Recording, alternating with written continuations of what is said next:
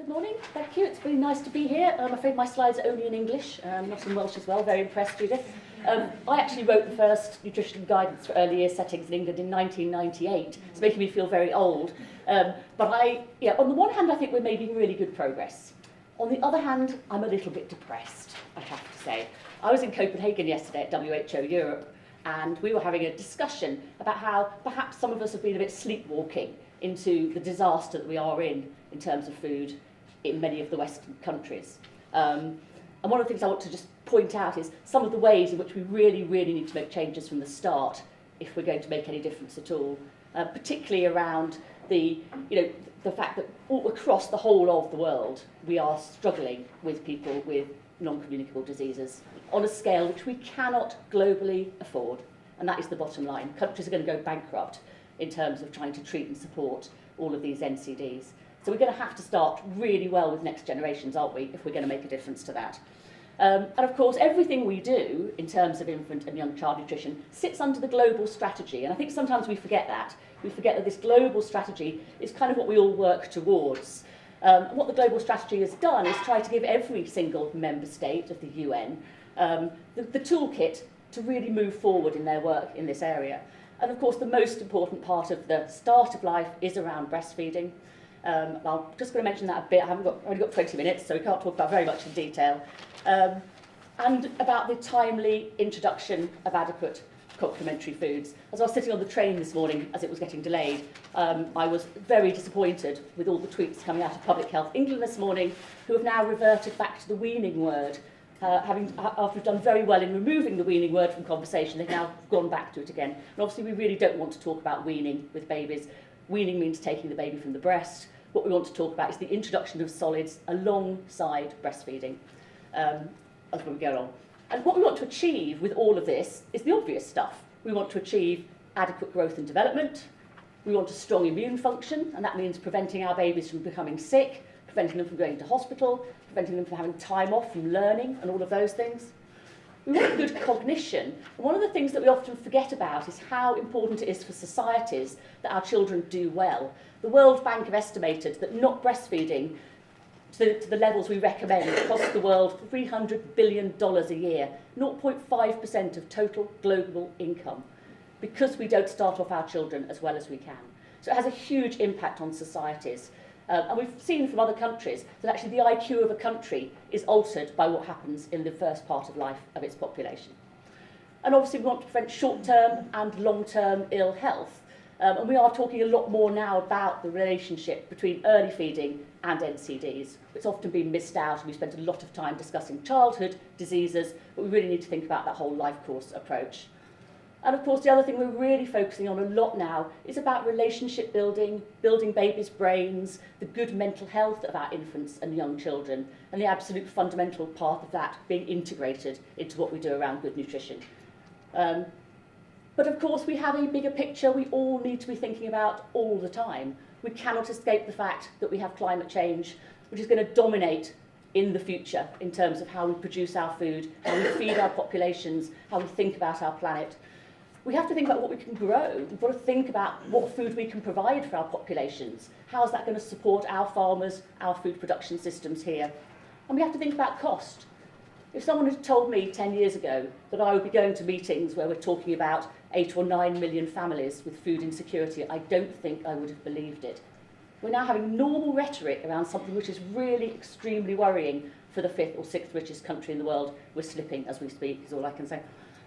So we have to think about all of those things alongside the nutritional aspect of it. We can't dissociate any of them from each other. We have one of the lowest breastfeeding rates in the world. The Lancet series actually outed us as the worst country in the world. I think Ireland are probably on a par with us. Within WHO Europe, we have the worst breastfeeding rates of all of the WHO regional offices. And everyone's recognising the fact that not enough has been done, realistically. It's a bit of a national crisis for us. We know that most women actually want to breastfeed. 80% of women start off, and there's lots of complicated reasons why it doesn't happen. Lack of timely and consistent support. It is not the fault of a woman who doesn't breastfeed. It's society's response to not providing support to women to breastfeed. We've got to be really clear about that. This is not about blaming women. This is about looking at our whole society and how that works. We don't have a health service where all our babies are born into baby-friendly services. I know we've made huge progress in terms of baby-friendly. It's gone into the NHS plan for the first time this year. But we should have all our babies being born in baby-friendly settings, without question. And then having baby-friendly community services for them to move on to.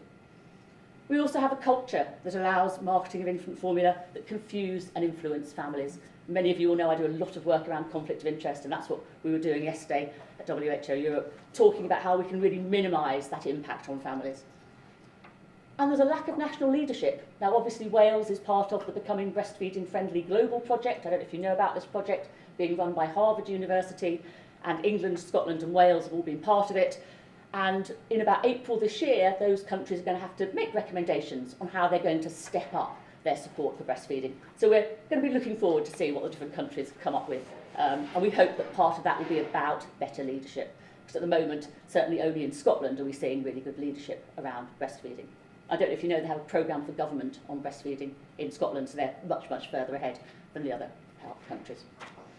When we go back to the feeding side of it, there are some really key points they talk about when we're talking about introducing solids to babies. It's got to be timely, and that means we want to introduce food when we know that babies need to move on to get a bit more energy and nutrients, when they're developmentally ready. There has been, I cannot tell you how much annoying arguing about the age of introduction of solids, driven by a very heavy commercial agenda.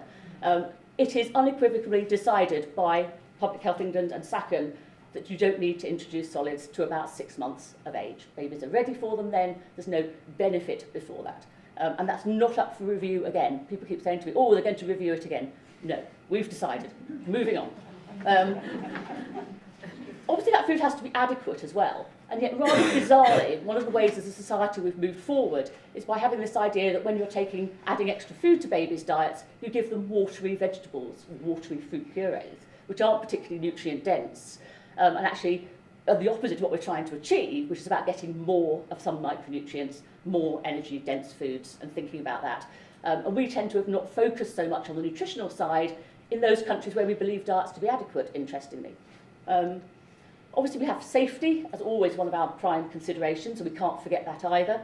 On the way here, I was reading The Grocer magazine, which you don't know if you get it. It's a great read. It tells you a lot about what's going on in the food system. It was talking about how many individuals are now selling food themselves on the internet and through local provision. And actually, someone I know is doing it for baby food.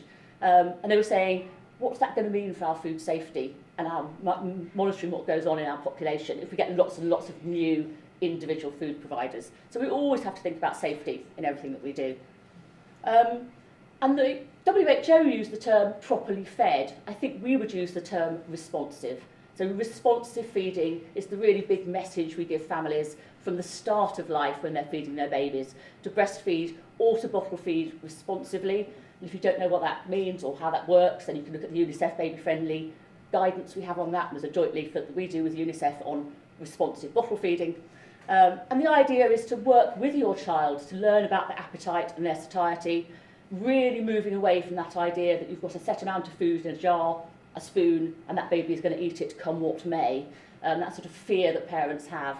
Really trying to work with children, getting them to understand about their own satiety levels and the needs that they have, and understanding that's going to change from day to day. It's not going to be a consistent amount necessarily every single day. But also about that independence in eating. And all of this has been written into the global strategy. The idea that we have to make our children independent eaters who are choosing a good choice of food as they go along. And the things we should be thinking about in terms of complementary foods are things that are culturally specific. We can't run away from the fact that people have different diets around the world, so we're thinking about foods that are relevant to our society. Low cost is really important. Families should not be spending huge amounts of extra money feeding their babies and young children. That should be part of family food. And looking at things like local availability. And a lot of people see the global strategy as really being more relevant to low and middle income countries. It's just as relevant to us here. And I think we need to really go back and reflect on that sometimes. And when we're talking about the kind of foods we're thinking about, there is this big divide now between the idea of minimally processed and unprocessed foods and ultra-processed foods. I don't know if you've had that discussion or thought about what that might mean, but actually, in terms of our dietary guidance, we would be much better off really trying to distinguish for people the difference between minimally processed and unprocessed food and ultra-processed food. Most of the ills associated with poor diet have come from ultra-processed food, and that's the biggest divider that we have. In the UK, and this is from data done by for a big study across 29 countries within the European region, 50.7% of food being purchased is ultra-processed. And you will know that when you go to the supermarket and you see what's in people's trolleys. Most of it comes in a packet. That compares to 14.2% in France, 13.4% in Italy. Portugal actually has the lowest amount in the region that they looked at. So we as a country have dived headlong into the world of ultra-processed food, and we are offering those foods to our children from the start of their lives onwards. Obviously, infant formula is an ultra-processed food. It's a necessity for babies that aren't breastfed, but it is introducing to them that whole taste and culture around ultra-processed foods. And there is a strong association between estimates of obesity and ultra-processed food consumption, and this all comes from the work of Montero that was published last year in Public Health Nutrition. And so when we start thinking about what we're trying to achieve, we have to also think about where we are and how horribly wrong things have really gone for us in terms of our food. There's lots of reasons why people aren't feeding their children, perhaps in the way that we would really like to recommend. Certainly there's an inadequate access issue, and that's going to vary for different families. It might be about availability, because they just don't have access to good fresh food in the locality that they live in. It may be about cost. It may be about having the skills to provide that food. And it may be about time. As we know, many working people now are working very long hours. Maybe parents may be juggling all kinds of strange shifts. And maybe a real time poorness amongst all of that. But we also cannot get away from the fact that we have this enormous inappropriate marketing and advertising and labelling of foods to infants and young children. People feel they are so much better protected by regulation than they are. There's very little regulation around food marketing for infants and young children, realistically. I sat on the WHO group that did the World Health Assembly recommendation 69.9, my favourite resolution, as we always call it, where we tried to produce some global standards about this inappropriate marketing. And we have a long way to go if we're going to really challenge this overall. And then, of course, we have culture. And we have to really think about that around our food, what we actually accept as normal in the food that we eat. And I think we all need to reflect on our own diets a little bit here, and how quickly we've become part of that whole ultra-processed food culture, and how we can perhaps help people to come out of that in some way. But whether we like it or not, there is an enormous amount of advertising persuading parents that there are products that are going to be better for their child than things they can provide themselves. Your child's going to become a mathematician if it's a boy, obviously, or a ballerina if it's a girl. Heaven forbid we might not have sexist advertising in the world of infant formula. That actually these products, which are actually highly processed cereals, are providing all of the food groups that your child needs, that actually there's hard to reach nutrients that only these special processed foods can provide. Been a hugely successful bit of advertising. That these types of snacks are actually as good for you as fruit. They actually say on the packets, better than an apple, less sugar than an apple, and they're nothing more than sweets. It's just confectionery, dressed up as fruit snacks. All of these beautiful graphics, the idea that even from 6 months of age, your child should have a processed, puffed snack, which is actually just a What's-It without the salt. That's the only difference. There's nothing special about them, except they're, of course, 10 times more expensive if they're sold to this age group, because they're in much tinier packets. Who on earth thought that was ever needed for a 6-month-old child? And they actually sell them as being perfect for little hands to hold. You couldn't really make it up. And the ones at the top from America, and this is my warning, my Brexit warning, I don't know if it's been mentioned yet today, but we can't fight it. If we start losing some of the regulations that we have post-Brexit, and there is a risk to us as a population, particularly around things like health claims, we could end up like America, where people are selling baby food with actual specific parts of your child's body. So there you can buy to help their muscles or their bones or their tummies. At the moment we have stricter health claim regulations, but that doesn't mean to say you can't make nutrition statements on foods, which the companies do very successfully. It's a hugely growing market. Anyone who goes shopping in a big supermarket will walk down the baby aisle now and just see it has expanded beyond all recognition, with the idea that parents can just pick up packaged food to suit the age and stage of their child. I don't know if you've come across Pediasure Shake. This is probably the most filthy of all the products, I would say, being marketed to infants.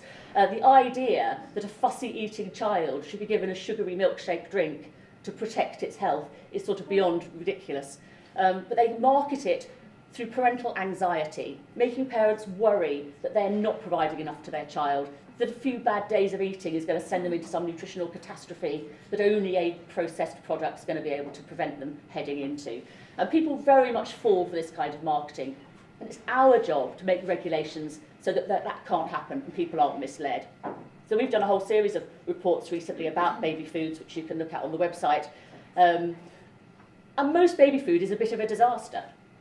Most baby food doesn't actually achieve what we want baby food to achieve. It's usually too wet because it has to go through the pouch nozzle these days, so they have to water it down. Many of them are 50% water.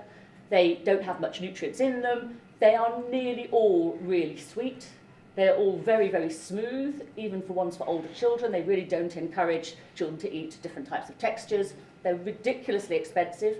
And of course, nutritionally, they're often less good than homemade food because they're ultra heat treated. So many of them will have vitamins destroyed. There's been some work done on baby food which shows there's practically none of some of the B vitamins in it at all. They don't tell you that in the marketing. They don't say, oh, by the way, we kind of might have destroyed a few things in the packaging, but don't let that worry you. Look how great the graphic is on my package. So certainly, in terms of the big key things we don't want to happen, these commercial baby foods do all of it. And one of the things that health visitors often say to me is that these foods are seen as very aspirational because they are so beautifully packaged and because they're able to make all these health statements on them. People actually feel they should be trying to save that money to spend £1.20 or £1.50 on a pouch of something which actually has cost the manufacturer, if you're lucky, 13 pence in food. But they certainly don't do anything in terms of our trying to get children onto a healthy family diet. And they have enormous difficulty around sweetness.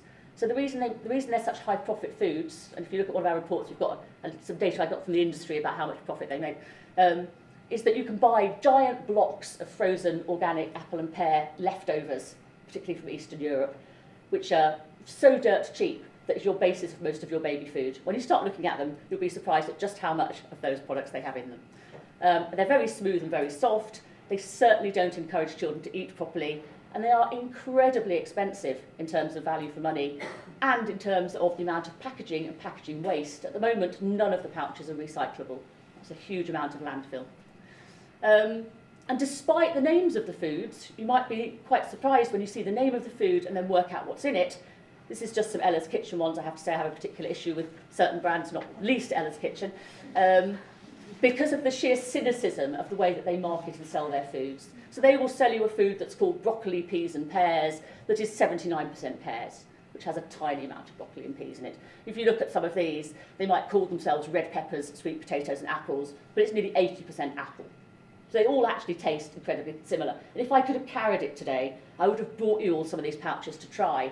Because whenever I do that at an event, people are really shocked. Because how many here of you have actually tasted baby food out of a pouch? It tastes quite weird. And it doesn't taste like anything that you would expect it to taste like. It doesn't taste like the flavours it says on the packet. And it tastes very sweet because they're ultra macerated, which means that all of the sugars have left the cell walls and the way that they're stored. And all of the sugars in these baby foods are free sugars in the new definition from Public Health England. So actually we have to think very carefully about providing this kind of pureed food to babies. So in terms of the sugars alone, there is quite a lot of interest. Actually, as you'll know, in the Obesity Plan 2 in England, they have said they're going to look at reformulation of baby food. They've got a bit of a problem, I have to say, because actually some of these foods are just not suitable for babies and young children.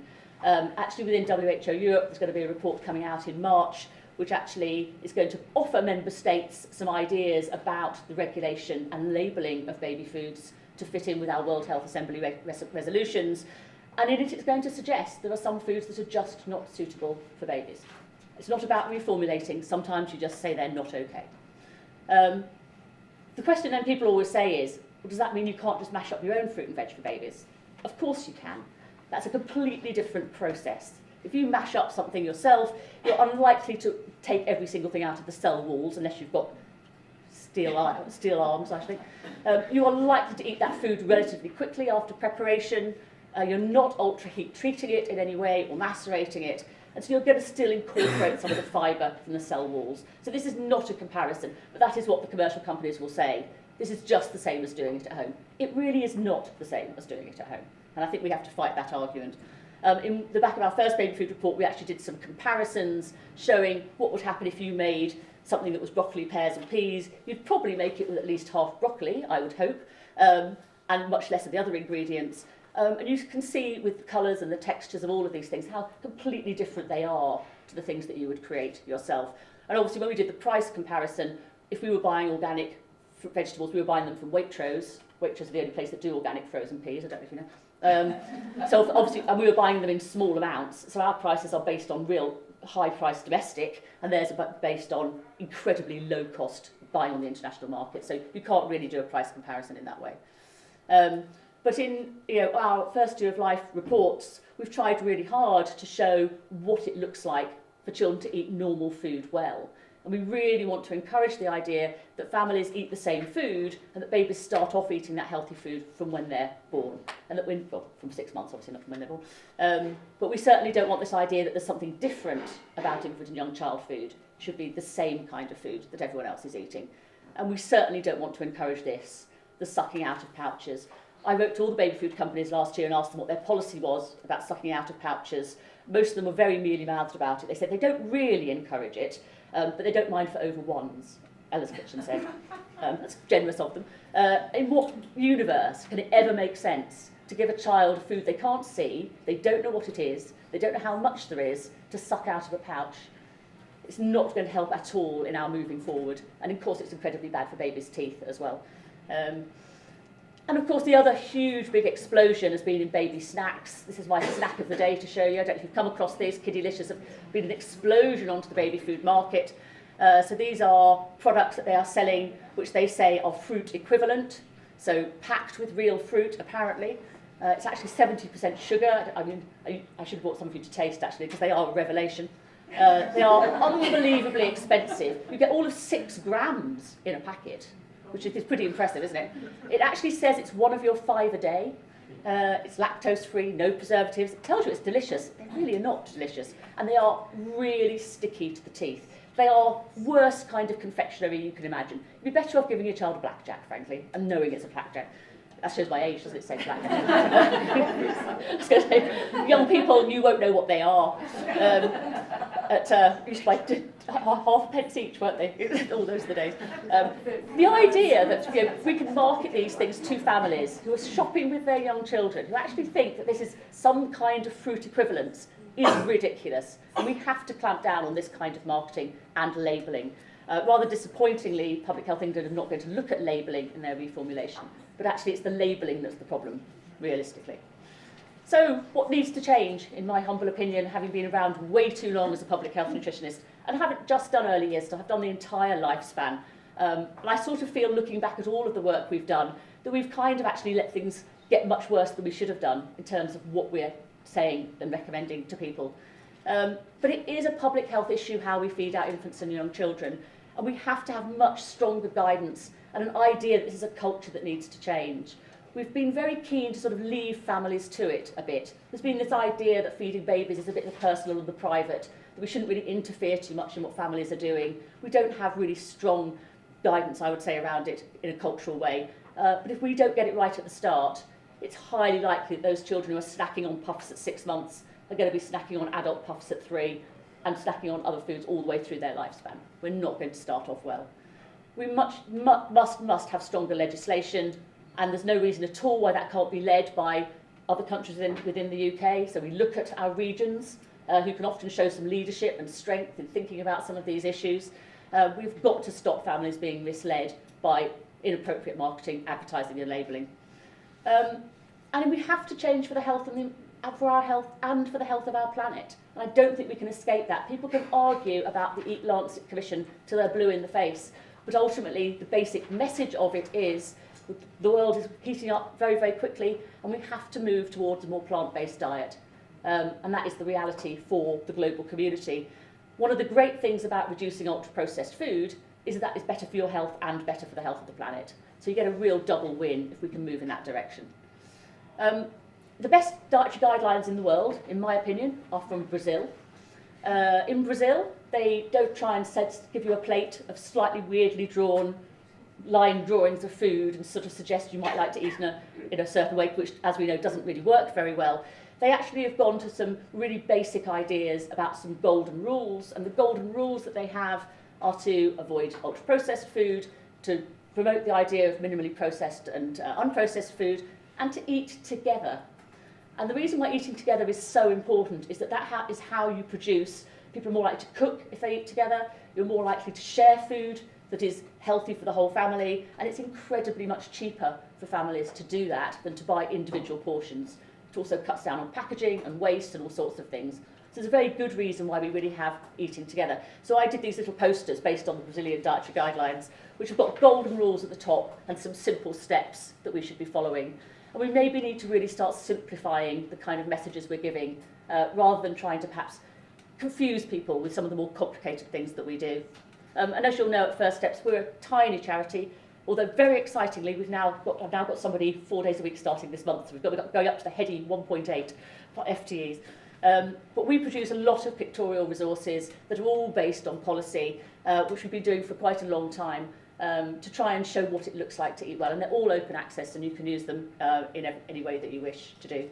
And you can find out about our work there. And if you've got any questions, you're very welcome to ask.